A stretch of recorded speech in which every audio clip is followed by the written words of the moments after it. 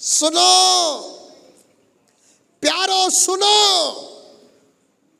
कुरान शिफा है, कुरान इलाज है, कुरान दावा है, कुरान दलील है। 2020, 2021, 2014, 2020 पर 3, 2024 20 पर 4, कब कुरान नाजिल हुआ? कब? 1450 साल बीच में। कितने? 1450 साल कुरान नाजिल होकर।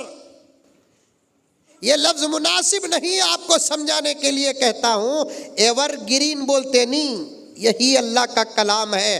आज भी कुरान उठाकर पढ़ेंगे, यूं महसूस होता है कि अभी अभी हमारी हालतों के मुताबिक अल्लाह का कलाम नाजिल हुआ है।